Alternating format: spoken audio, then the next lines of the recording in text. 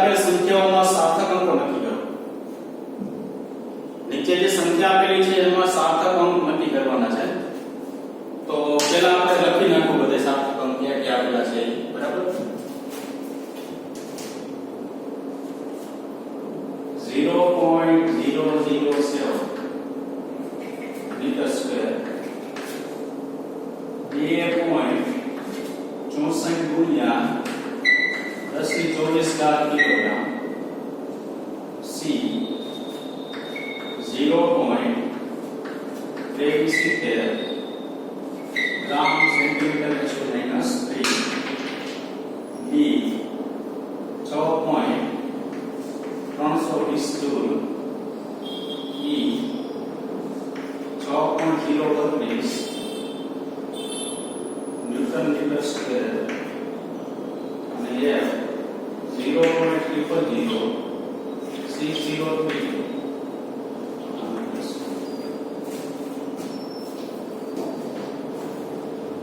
સાર્થક અંક નક્કી કરવાના કીધા છે.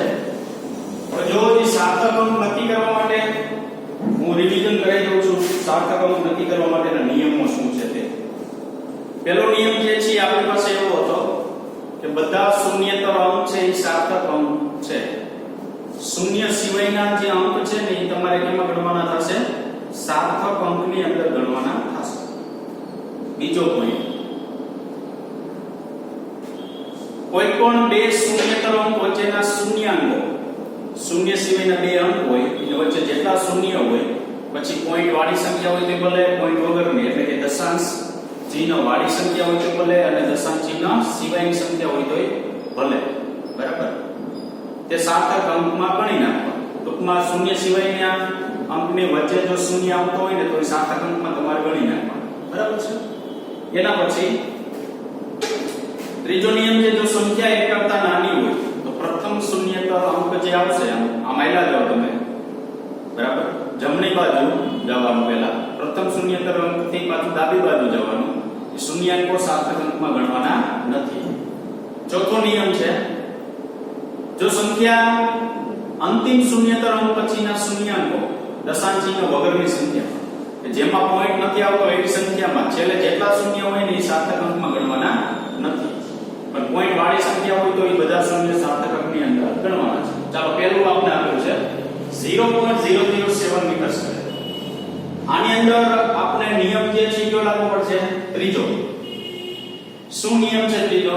જો સંખ્યા એક કરતા નાની હોય, આ એક કરતા સંખ્યા નાની છે તો પ્રથમ શૂન્યેતર અંક એટલે પ્રથમ એટલે એક જ અંક છે એટલે સાતમો, જમણી બાજુ જતા પ્રથમ શૂન્યેતર અંક, ડાબી બાજુ જતા ના શૂન્યાંકો સાર્થક અંક નથી એટલે આ આટલા શૂન્ય છે ને સાર્થક અંકમાં આવશે નહીં. તો સાર્થક અંકની સંખ્યા કેટલી થશે? 1. ચાલો અહીંયા 2.64 ગુણ્યા 10⁻²4 છે. તો 2.64 ગુણ્યા 10⁻²4 તો મેં તમને કીધું હતું ટ્રીક દીધી ત્યારે કે તમારે ઘાત જે છે ને એના સાર્થક અંક હોતા નથી એટલે એ તમારે ગણતરીમાં લેવાના નથી. તો આ તો નીકળી ગયું. તો વૈધા ખાલી કેટલા? 2.64. તો બધા સાર્થક અંક છે 1, 2 અને કેટલા લખવાના? 3. ચાલો એના પછી જો પાછો ત્રીજો નિયમ આવ્યો, સંખ્યા એક કરતા નાની હોય તો પ્રથમ શૂન્યેતર અંક એટલે આ ડાયરેક્ટ 2 આવે, ડાબી બાજુ જાવ એટલે આ શૂન્ય છે ને એ સાર્થક અંકમાં ગણવામાં આવતો નથી. તો છેલ્લે શૂન્ય છે એનું શું થયું? તો કે પોઈન્ટ વાળી સંખ્યા છે તો છેલ્લો શૂન્ય છે એ સાર્થક અંકમાં ગણવું. 1, 2, 3 ને કેટલું? 4. એના પછી અંતિમ શૂન્યેતર અંક પછી શૂન્ય છે છેલ્લો નિયમ, પણ સંખ્યા કેવી છે? પોઈન્ટ વાળી છે. તો અંતિમ પોઈન્ટ વાળી સંખ્યામાં આપણે છેલ્લો નિયમ એવું કીધું, દશાંશ ચિહ્ન વાળી સંખ્યા હોય તો અંતિમ શૂન્યેતર અંક પછીના શૂન્યાંકો છે એ સાર્થક અંકમાં ગણવા. તો જો જે પોઈન્ટ વાળી સંખ્યા છે અંતિમ શૂન્યેતર અંક પછી શૂન્ય છે તો કે આ પોઈન્ટમાં ગણવા. તો 1, 2, 3 અને કેટલું થશે? 4. એના પછી બે શૂન્યેતર અંક વચ્ચેના શૂન્ય સાર્થક અંકમાં ગણવા. બીજો નિયમ, શૂન્ય સિવાયના જે બે અંક હોય એની વચ્ચે શૂન્ય ગમે એટલા હોય એટલે સાર્થક અંકમાં ગણવા. કોઈ વાળી હોય તો ભલે, કોઈ વગરની હોય તો ભલે. 1, 2, 3 અને 4. એના પછી જો સંખ્યા એક કરતા નાની હોય, નાની છે તો દશાંશ ચિહ્નની જમણી બાજુ એટલે આમ જવાનું, પ્રથમ શૂન્યતર અંકની ડાબી બાજુ એટલે આટલા શૂન્યાંકો સાર્થક અંક નથી. હવે બે શૂન્યતર અંક વચ્ચે શૂન્યતો સાર્થક અંકમાં ગણવાનો છે, બરાબર? તો 1 2 3 અને 4 એ નિયમ સાથે લાગુ પડશે, બરાબર? તો કોઈ સંખ્યા તમને આપે તો તમારે સાર્થક અંકના નિયમનો ઉપયોગ કરી કેમિસ્ટ્રીમાં સાર્થક અંક આપણે આવી ગયા છે એટલે કાઈ બહુ ઉપાધિ નથી, બરાબર? સાર્થક અંકના નિયમનો ઉપયોગ કરીને સાર્થક અંકો મેળવી લેવા. ચલો એના પછી આપેલું છે આપણે સ્વાધ્યાયનો છે 11મો દાખલો.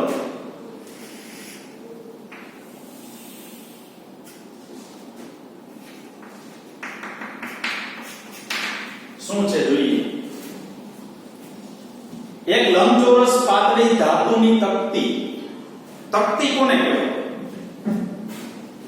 તો કે કોઈ પ્લેટ હોય ને તકતી કહેવાય. ધારો કે તમારી પાસે લોઢી છે રોટલી બનાવવાની, ઈ લોખંડની આમ પટ્ટી થાય તો એને એક પ્રકારનું શું કહેવામાં આવે? તકતી કહેવામાં આવે છે. એટલે અહીંયા લંબચોરસ તકતી છે. હા, બરાબર. લંબચોરસ તકતી જોઈ હોય તો તેલનો ડબ્બો હોય એની ઊભી સાઈડ હોય એ એક કાપી નાખો અને જે ભાગ દેખાય એ લંબચોરસ તકતી કહેવાય. લંબાઈ, પહોળાઈ અને જાડાઈ અનુક્રમે લંબાઈ આપેલી છે 4.234 મીટર. લંબાઈ આપેલી છે 4.234 મીટર. પહોળાઈ આપેલી છે 1.005 મીટર. બી. ત્રીજું, જાડાઈ જે આપેલી છે, જાડાઈ એટલે આપણે ઊંચાઈ કહેશું 2.01 સેન્ટીમીટર. 2.01 સેન્ટીમીટર. હવે આપણે કદ અને ક્ષેત્રફળ મેળવવાનું છે તો સરવાળો, ગુણાકાર અને બાદબાકી એવું બધું આવશે. તો ગુણાકાર અને બાદબાકી બધું આવશે તો આપણે એકમ લખાવવો જોઈએ ને. તો આ મીટરમાં છે, આ મીટરમાં છે, આને આપણે મીટરમાં ફેરવી નાખીએ. મીટરમાં થયું એટલે 2.01 ગુણ્યા 10 ની માઈનસ કેટલી થાય? 2 ઘાત. મારે 2 ઘાત કાઢી નાખવી તો 0.0201. આ કેમાં પડે? મીટર. 0.0201 મીટર. એટલે તમને ટૂંકમાં કા બેયના ત્રણેયને સેન્ટીમીટરમાં રાખવાના, કા ત્રણેયને આપણે કેમાં ફેરવી નાખશું? મીટરની અંદર ફેરવી નાખશું. આગળ પ્રશ્ન જોઈએ. સાર્થક અંકોને ધ્યાનમાં રાખી તકતીનું ક્ષેત્રફળ અને કદ શોધો. જો તમને એમ કે ને સાર્થક અંકોને ધ્યાનમાં રાખી તો જ સાર્થક અંકને રાઉન્ડ ઓફનો નિયમ સાથે લાગુ પાડતો જાવ. કઈ ચોખ્ખાઈ ન કરે તો તમે ડાયરેક્ટ મેળવી લેવો. ક્યારે એવો? કારણ કે આગળ જતા આપણે બધી જગ્યાએ સાર્થક અંક કોઈ પણ ભૌતિક રાશિ હોય, ધારો કે તમે બળ મેળવતો હોય આગળ જતા F બરાબર ધારો કે 10.20 ન્યૂટન આપણે બળ મળે છે તો એ 10.2 કે 20 ખાલી 10 લખી શકો, બરાબર? સાર્થક અંકનો ઉપયોગ કરવાનો છે એટલે બધા નિયમ સાથે આપણે આગળ વધવાનું. હવે શું મેળવવાનું કીધું છે? સાર્થક અંકનો ઉપયોગ કરી ધ્યાનમાં રાખી તકતીનું ક્ષેત્રફળ અને કદ મેળવો. ક્ષેત્રફળ એ બરાબર, ચાલો તકતીનું ક્ષેત્રફળ શું થાય? કે લખી નાખતા નહીં, ક્ષેત્રફળ L સ્ક્વેર થાય તકતી. ઈ તો ઘન આખો ડબ્બો હોય ને તો લંબાઈ ગુણ્યા પહોળાઈ એટલે એનો ક્ષેત્રફળ થાય. તકતીનું ક્ષેત્રફળનું સૂત્ર જે છે બરાબર યાદ રાખજો. ઓમ તો આવી છે આપણે 2 LB BH BH. આ તકતી જે છે તેના ક્ષેત્રફળનું સૂત્ર છે A બરાબર 2 LB BH LH. ખ્યાલ આવ્યો? ચાલો ક્ષેત્રફળની અંદર હું બધી કિંમતો રાખી દઉં છું. તો 2 L એટલે મારી પાસે લંબાઈ છે 4.234. B એટલે મારી પાસે છે 1.005. આ પૂરું, આ પ્લસ. B પાછું આપણી પાસે છે 1.005 ઇન્ટુ H છે 0.0201 પ્લસ H પાછું છે 0.0201 અને L છે 4.234. કિંમત મૂકવાનું ધ્યાન રાખવું, નિરાતે કિંમત મૂકવી, નહીતર આમાં એક કિંમત આડાઅવળી થશે ને તો જવાબ પાછો આપણે સાચો નહીં આવે. આનું સાદું રૂપ દેશો ને તમે, એનું સાદું રૂપ દેશો ને એટલે 8.7209 મીટર સ્ક્વેર મળશે. 8.7209 9 મીટર સ્ક્વેર. આ તો આનું સાદુરૂપ આપ્યું ત્યારે એટલું મળે છે. હવે સૌથી આપને ઉદ્ભવતો એક પ્રશ્ન થશે અગત્યનો. શું પ્રશ્ન થશે? તો કે આની અંદર તમે બે ભૌતિક રાશિનો ગુણાકાર કર્યો અને આ સરવાળો કર્યો. જો તો અંતિમ પરિણામમાં શું દર્શાવવું?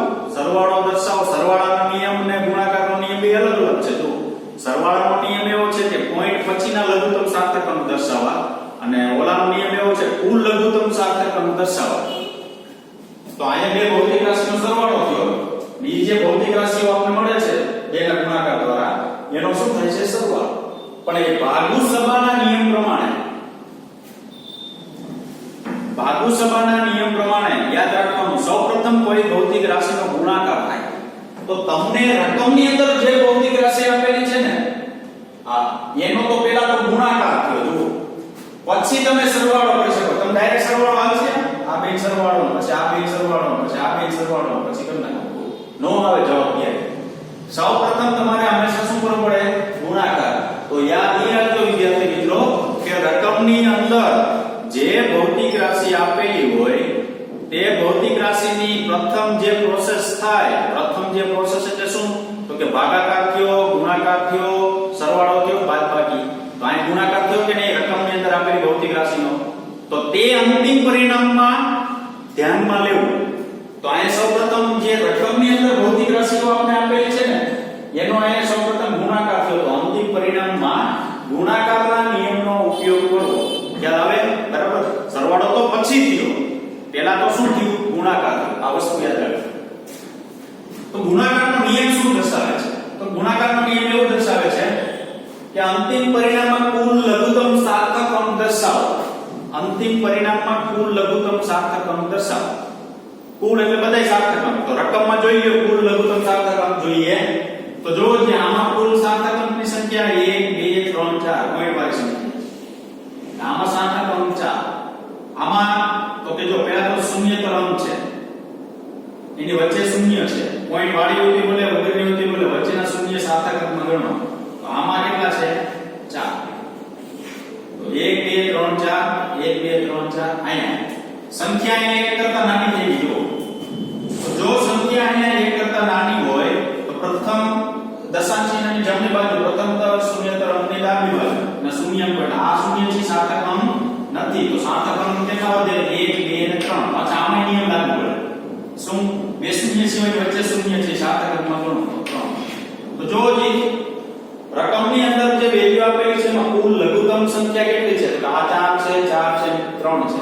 લઘુત્તમ કોણ થાય? 3. તો અંતિમ પરિણામમાં કુલ લઘુત્તમ સાર્થક અંક કેટલા દર્શાવવાના? 3. તો અહીંયા 3 દર્શાવવા માટે શું કરશું? જો આ 1 થયો, આ 2 થયો, આ 3 થયો. કોને કાઢવાનો થાય? તો કે 0 ને કાઢવાનો થાય.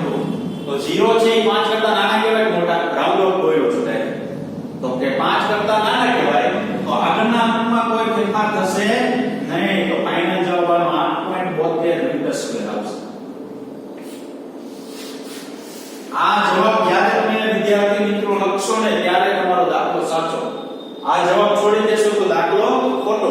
પણ ક્યારે? તો કે રકમની અંદર આપણે એવું કીધેલું હોય કે સાર્થક અંકનો ઉપયોગ કરો ત્યારની વાત છે. બાકી તો તમે અહીં 8.7 લખી ગયા હો તો તમારો જવાબ સાચો જ. ખ્યાલ આવ્યો? બરાબર. આગળ મેળવવાનું કીધું છે લંબચોરસ તકતી છે નું કદ એટલે v LDH. કદનું સૂત્ર લંબાઈ ગુણ્યા પહોળાઈ ગુણ્યા ઊંચાઈ. તો મૂકો કિંમત લંબાઈ તો કે 4.234, પહોળાઈ 1.005 અને ઊંચાઈ 0.020. આ તો ડાયરેક્ટ આમ દેખાય છે બધી ભૌતિક રાશિઓ શું થયો? ગુણાકાર થયો. તો અંતિમ પરિણામમાં ગુણાકારના નિયમ પ્રમાણે કુલ લઘુત્તમ સાર્થક અંક ધ્યાનમાં રાખવાના છે. આનો જવાબ આવે છે 0.000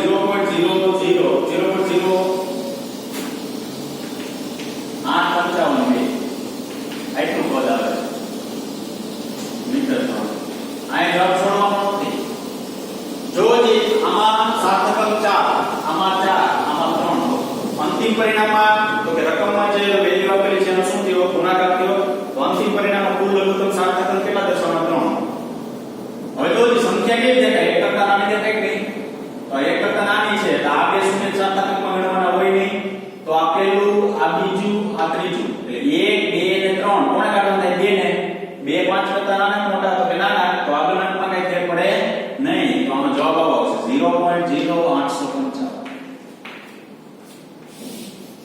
કુલ સાર્થક અંક છેલ્લા રિઝલ્ટમાં કેટલા રહેવા જોઈએ 3 જોજો હવે સાર્થક અંક નાના ગણો તો કેટલા થાય 1 2 3 સંખ્યા એક કરતા નાની તો આગળના 0 કે સાર્થક અંકમાં ગણવાના નથી બરાબર આ રીતના ગણતરી કરવાની છે તમને એમ થાય ખાલી ગુણાકાર કરીને સૂત્ર આવડતું હોય કિંમત મૂકી જવાબ દઈ દેવ નહીં પણ છેલ્લું રિઝલ્ટ જે છે ને એ સૌથી અગત્યની વસ્તુ છે ખ્યાલ આવ્યો હવે સ્વાધ્યાયનો છે 12મો દાખલો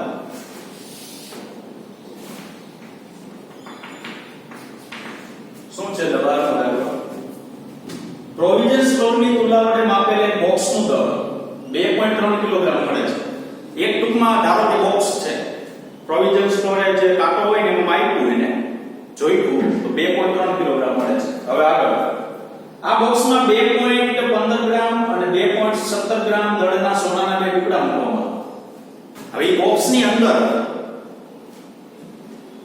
સોરી બેને 20.15 ગ્રામ અને 20.17 ગ્રામના બે સોનાના ટુકડા મૂક્યા હવે શું થાય તો યોગ્ય સાર્થક અંક સુધી યોગ્ય સાર્થક અંકનો ઉપયોગ કરવાનો છે પેલું બોક્સનું કુલ દળ કેટલું થશે બોક્સનું કુલ દળ કેટલું થાય તો કે પહેલા ખાલી બોક્સ હતું એમાં બે સોનાના ટુકડા મૂક્યા તો ખાલી બોક્સનું દળ બે સોનાના ટુકડાનું દળ એમાં ઉમેરો થઈ જાય બોક્સનું કુલ દળ મળી ગયું બોક્સની અંદર બે સોનાના ટુકડા છે બરાબર બંને ટુકડાના દળનો તફાવત કેટલો જે દળ આપેલું છે બંને ટુકડાનો એનો તફાવત મેળવવાનો કિલોગ્રામ ને ગ્રામમાં ને એવું બધું આપેલું છે તો પહેલા બધા આપણે હરખું કરી નાખીએ તો તે પહેલા અહીં લખશું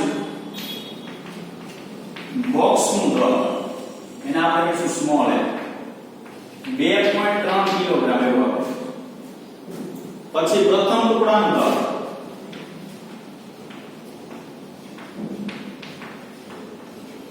એને આપણે m1 કહીશું જે આપણે 20.15 ગ્રામ આપેલું છે 20 point કેટલું આપેલું છે 15 ગ્રામ તો કિલોગ્રામમાં ફેરવો એટલે 10⁻³ એવું થાય તો અહીં m1 બરાબર 0.020 15 કિલોગ્રામ આવું થાય ખ્યાલ આવ્યો કે નહીં બરાબર 0.020 15 કિલોગ્રામ આવું થશે બીજા ટુકડાનું દળ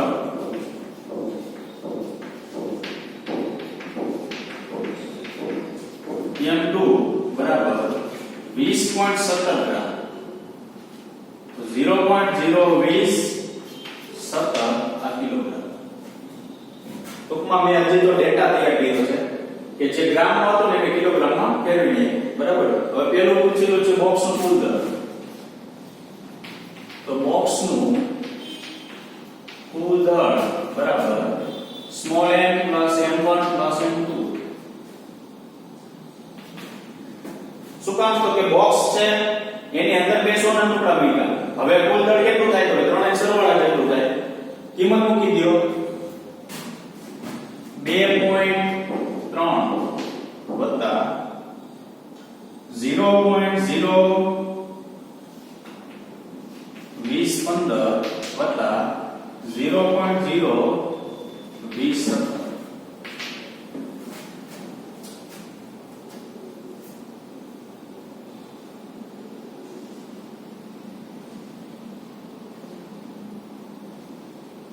2.340 કિલોગ્રામ એવું મળશે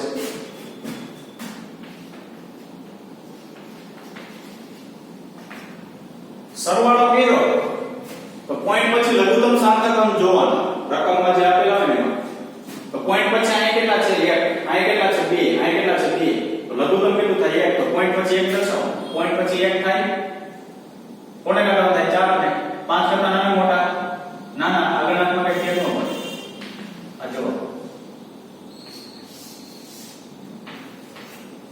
2.3 કિલોગ્રામ જવાબ આવશે બરાબર આગળ દળનો તફાવત જેને ડેલ્ટા m કહેવામાં આવે છે અંતિમ દળમાંથી પ્રારંભિક દળ બાદ કરો અંતિમ દળ છે 20.17 કિલોગ્રામ સોરી ગ્રામ માઈનસ 20.15 ગ્રામ તો ટોટલ જવાબ આપણને મળશે 0.02 આવો જવાબ મળશે જો હવે જો પોઈન્ટ પછી લઘુત્તમ સાર્થક અંક 2 આ કેટલા 2 અંતિમ પરિણામમાં લઘુત્તમ સાર્થક અંક કેટલા આવવા જોઈએ 2 તો સંખ્યા પોઈન્ટ પછી લઘુત્તમ સાર્થક અંક 2 આવે પોઈન્ટ પછી લઘુત્તમ સાર્થક અંક કેટલા આવવા જોઈએ 2 આવવા જોઈએ પોઈન્ટ પછી લઘુત્તમ સાર્થક અંક જો 2 આવવા જોઈએ તો હવે જો જે પોઈન્ટ વાળી સંખ્યા છે બરાબર લઘુત્તમ સાર્થક અંક લેવું હોય તો હું આ 0 ઉમેરી દઉં તો પોઈન્ટ પછી સાર્થક અંકની સંખ્યા મને કેટલી મળે 2 મળે શું કામ તો કે સંખ્યા જો એક કરતા નાની હોય એટલે આ તો તમે કે સાર્થક અંકમાં ગણતરી લેવાના નથી પોઈન્ટ વાળી સંખ્યા હોય તો અંતિમ શૂન્યતર અંક પછીના શૂન્ય છે એ સાર્થક અંકમાં ગણાય એટલે આપણી ટેક્સ્ટ ની પાછળ જવાબ જે છે 0.02 આપેલા છે પણ ખરેખર 0.0 કેટલા આવશે 20 ગ્રામ બરાબર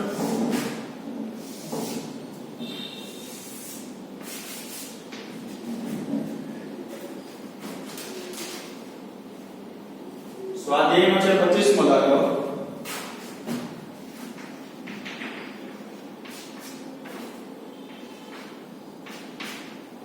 શું કીધું છે જો વરસાદમાં એક વ્યક્તિ વી ઝડપથી ચાલી રહી છે તેની છત્રી શિરોલંબ દિશા સાથે આગળ સાથે થીટા કોણ નમાવી રાખેલી છે વરસાદમાં એક વ્યક્તિ હાલ્યો જાય છે આમ છત્રી પકડી છે પણ શિરોલંબ એટલે ઊભી આમ છત્રી પકડો ને તો એક્ઝેક્ટ ઊભી થઈ ગઈ પણ શિરોલંબ સાથે થીટા કોણ આમ નમેલી રાખેલી કારણ કે આપણે છત્રી લઈને આગળથી આમ વરસાદ આવતો તો આપણે આમ ત્રાસી રાખી ખબર હોય એટલે આમ ત્રાસી છત્રી આમ રાખેલી છે આમ શિરોલંબ સાથે આમ ત્રાસી ના એક ખૂણો જે બનશે ને થીટા બનાવે છે એક વિદ્યાર્થી થીટા અને v વચ્ચેનો સંબંધ tan થીટા બરાબર v મેળવે છે અહીં આપણે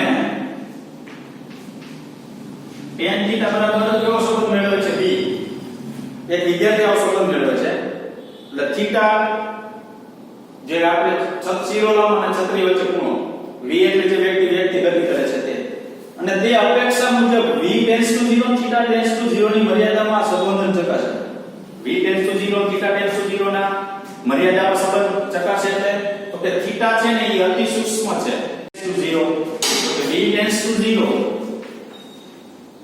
અને theta tends to 0 v tends to મતલબ 0 નો મતલબ એવો થાય કે v એટલે કે જે વ્યક્તિ ગતિ કરે છે ને તે આગળ ચાલે છે ને તેનો વેગ શૂન્ય નથી પણ શૂન્યથી ખૂબ નજીકનો છે એનો વેગ શૂન્ય નથી પણ શૂન્યથી ખૂબ કેવો છે નજીકનો છે ખૂણો છત્રી અને શિરોલંબ સાથે બંધાયેલો ખૂણો શૂન્ય નથી પણ શૂન્યથી ખૂબ કેવો છે નજીક બરાબર એટલે આ v ટેન્ડ્સ ટુ 0 તમને સાહેબે કીધું હશે v ટેન્ડ્સ ટુ 0 કોઈ પણ ટેન્ડ્સ ટુ 0 હોય ને એની વેલ્યુ કેવી હોય છે શૂન્ય હોતી નથી સાવ પણ શૂન્યથી ખૂબ કેવી હોય છે નજીક શું કીધું કાઉન્સમાં આપેલું છે આપણે ધારી લઈએ કે પવન પ્રબળ નથી અને વરસાદ શિરોલંબ પડી ગયો છે હવે છત્રી તો તમામ તાસી વેકટી છે પવન છે જ દિશા વરસાદ આમ શિરોલંબ એટલે ઉપરથી સીધો પડી ગયો છે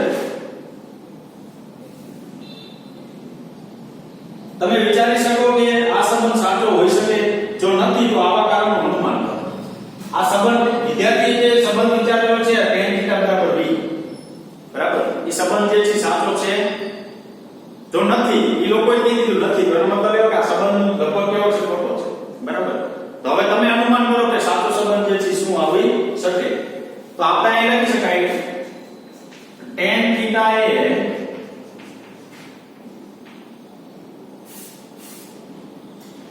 પરિમાણ રહિત છે tan θ પરિમાણ રહિત છે શું કામ ત્રિકોણમિતિય વિધેય ત્રિકોણમિતિય sin cos tan જે આવે એ બધા પરિમાણ કેવા હોય છે રહિત હોય છે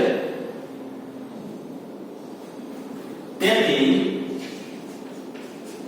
આપેલ સંબંધ ખોટો છે તેથી જે આપેલો સંબંધ જે છે કેવો છે ખોટો છે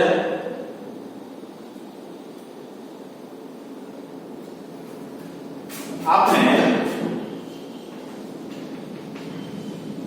બીજી બાજુ આપણે વાત કરી આ tan θ ની બીજી બાજુ એટલે v જો વરસાદનો વેગ u કારણ કે વ્યક્તિ ગતિ કરતી હોય વ્યક્તિ આગળ ગતિ કરતી હોય તો સામે વેગનો v આપેલો છે વરસાદનો પણ સામે શું વેગ છે આપણે વરસાદ ઉપરથી નીચે આવે તો એ કઈક વેગ ત્યાં આપણે ધારી લઈએ જો બીજી બાજુ આપણે વરસાદનો વેગ u ને વેગ v ની નીચે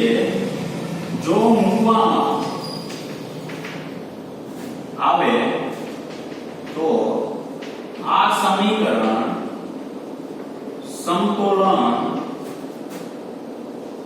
થાય છે. જો તો થાય tan θ બરાબર u ના છેદમાં સોરી v આપ્યું v ના છેદમાં u. તો tan θ તો પરિમાણ રહી છે જ. આ બે વેગ છે તો વેગ કેન્સલ થઈ જાય કારણ કોઈ એકમ જ ન વધે બરાબર. તો આ સૂત્ર કેવું થાય સાચું થાય tan θ બરાબર v ના છેદમાં u. તો આપણે લખાય આપેલ સંબંધ સાચો થાય. વિદ્યાર્થીએ જે સંબંધ વિચારેલો છે એ વિચારેલો સંબંધ જે છે કેવો ગણાશે ખોટો ગણાશે બરાબર. તો કયો સંબંધ સાચો થશે જો આના છેદમાં કંઈક તમે આ તો આપણે ખબર છે ઓલરેડી તમને એમ કીધું કે સંબંધ મેળવો એ સાચું નથી. સાચું નથી શું કામ નથી વેગ બરાબર પરિમાણ રહે તો લખે કારણ કે વેગનું કંઈક પરિમાણ છે. તો મારે સાચો લેવો હોય શું કરવું પડે તો વેગના છેદમાં કંઈક વેગ મૂકવો પડે તો વેગ ને કેન્સલ થાય. તો એ સામે પરિમાણ રહે જમણી બાજુ ડાબી બાજુ તો ઓલરેડી ત્રિકોણમિતિ વિધેય આપણી પાસે છે એટલે ઓલરેડી પરિમાણ રહી તો થાય જ બરાબર. એટલે tan θ બરાબર શું લખાય v. ચાલો 26મો દાખલો.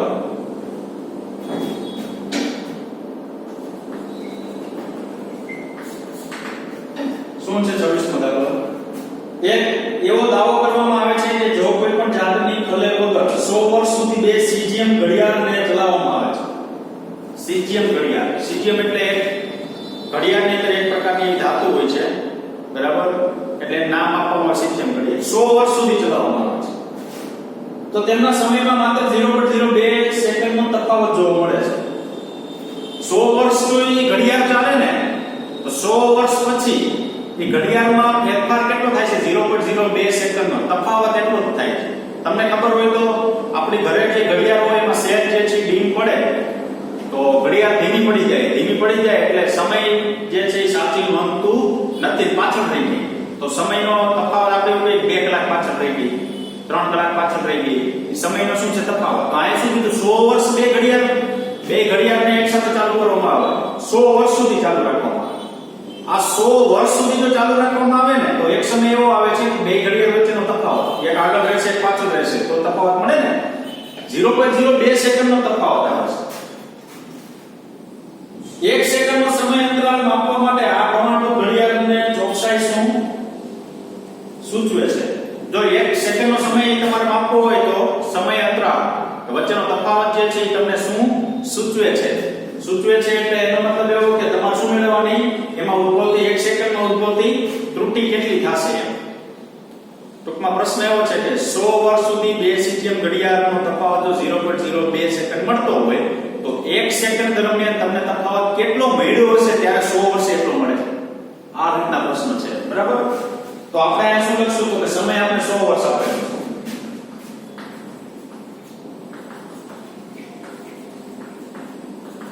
તો 100 ગુણ્યા શું કરશું 365 24 ને 3600 365 ગુણ્યા 2400 ગુણ્યા 3600 સેકન્ડ. આ સેકન્ડમાં કરીએ. આનો જો ગુણાકાર કરવામાં આવે તો આપણે પ્રાપ્ત થશે 3.15 ગુણ્યા 10 9 સેકન્ડ.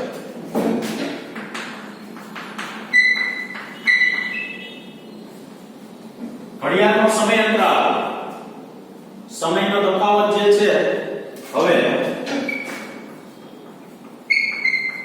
સમયનો તફાવત 0.02 સેકન્ડનો મળે છે બરાબર. આગળ 1 સેકન્ડમાં ઉદ્ભવતી ત્રુટિ 1 સેકન્ડમાં ઉદ્ભવતી ત્રુટિ ડેલ્ટા t બાય t આવું લખાય. તો સમયનો તફાવત 0.02 સમય 1 સેકન્ડ સોરી સમય અહીં t 100 વર્ષ છે ના તો અહીંયા તમને જવાબ મળશે 6.3 ગુણ્યા 10 ની માઈનસ 12 છે 6.3 ગુણ્યા 10 ની માઈનસ 12 છે. તો છેલ્લે શું લખી શકાય આ ઘડિયાળ દ્વારા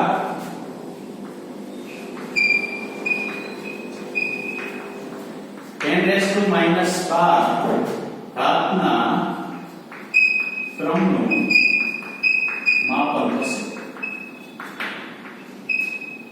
એક સેકન્ડમાં તમે કેટલા ક્રમનું માપન ઘડિયાળમાં કરી શકો? તમને એવું છેલ્લી લીટી એવી આપેલી છે, ઘડિયાળની ચોકસાઈ શું સૂચવે છે, શું દર્શાવે છે? એક સેકન્ડમાં તમે 10⁻12 ઘાત, 12 ઘાત એટલે -12 ઘાત એટલે પોઈન્ટ પછી 12 0 પછી 1 આવે.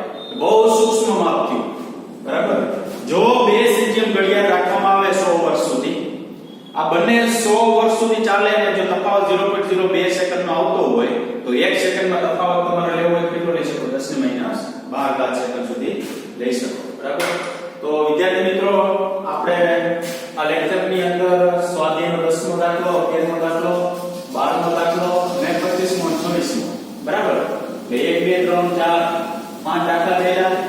એક ઉદાહરણ આપણી પાસે એક બાકી છે અને આવતા લેક્ચરની અંદર લગભગ આ ચેપ્ટરની પૂર્ણાહુતિ થઈ જશે. પછી આપણે એમસીક્યુ જે સોલ્વ કરવાના છે એમાં ત્રુટીઓના એમસીક્યુ છે. પછી એમસીક્યુ જે છે એ સાર્થક અંકના બાકી છે. એમાં એક વસ્તુ તમને કહી દો કે મેં તમને તમારો લીધો જે છે એમાં 13મા નંબરનું એક પેજ કપાઈ ગયું હતું, એમસીક્યુ નંબર 107 થી, બરાબર? એ તમને WhatsApp ની અંદર જ્યારે સેન્ડ કરી દીધેલું છે તો બને તો પ્રિન્ટ કાઢી અને વચ્ચે જોઈન કરી દેજો, બરાબર? એ વચ્ચેના એમસીક્યુ તમે બધા સોલ્વ કરી નાખો, બરાબર? Thank you very much.